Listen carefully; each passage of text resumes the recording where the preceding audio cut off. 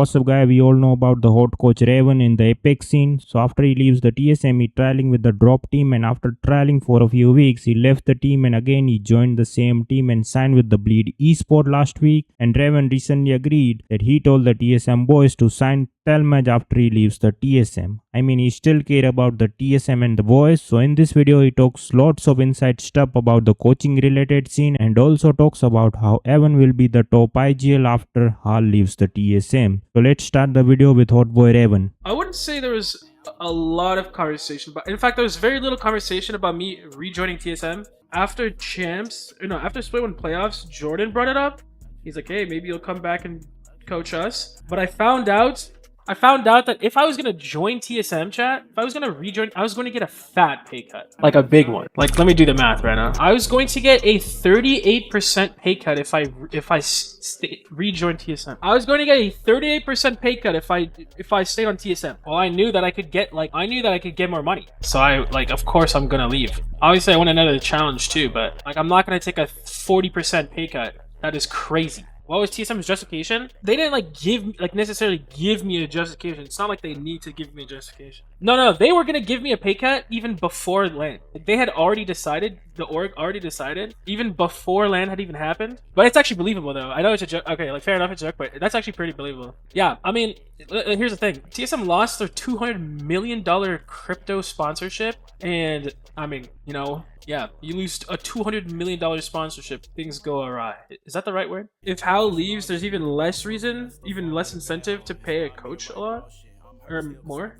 Yeah, no, TSM did treat me well until I left, but that was the plan. They gave me a fat pay cut, so I didn't really even entertain that really. Although I don't know, maybe they would have gone for someone else anyways. Who knows? But yeah. So I found that out, and then I was like, yeah, I'm gonna entertain other offers. And then I told Evan to pick up Talmadge.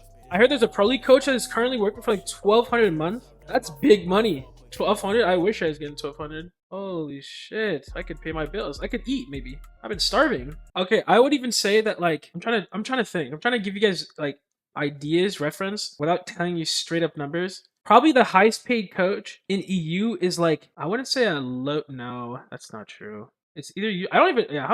Do you know how much Don makes? Just from what's the right point of view, how should Apex coaches be getting paid compared to players? I mean, it just depends on the coach and the player. Really, their background, their resume, how good they are, how valuable they are. There's probably I don't know. There's probably 5 coaches that are really worth the money. I'm not gonna lie. That's probably about it, and they're all on my Discord. There's probably only 5. Other than that, players should just be getting more because they're playing the game. I mean, even then, obviously, depending on what teams they're on, the players should be getting more than that. Players are just the most important part, but at the same time, no, it's an equal effort. You cannot compete at a high level in Challenge for LAN right now without a top tier coach, unless your players are unreal. They're 0 level. You know what I mean? I don't know. I don't know anything about the Rejects coach, to be fair, or at least consistently challenge. Do they make decent money? The average PL player salary? It depends if you're counting people who are paid or not. Because if you count the people who aren't being paid and then you try to average it out, it's going to look lower than it actually is. But the people who are getting paid in NA, it's good. It's decent. It's not bad. It's better than working fucking Walmart. If Evan is passionate in playing the game, I mean, he's competing with Jen Byrne as the 3rd best player in the world, right? But now that Hal's not the IGL, Evan could contest for the 2nd best player in the world. Although I do think, well, I can't even say that. No smokes. I think Strafing Flynn is probably better just because he's an IGL. It's a different conversation for IGLs versus non-IGLs. Okay, IGLs aside, then could contend for the 2nd best player in the world, non-IGL. Exactly. If he actually plays the game. I think the 2 best IGLs right now are Zero and Strafing Flame. And I guess non-IGLs, it would be Hal, Jen Byrne, and I'll go helmet for you, Zap. Take this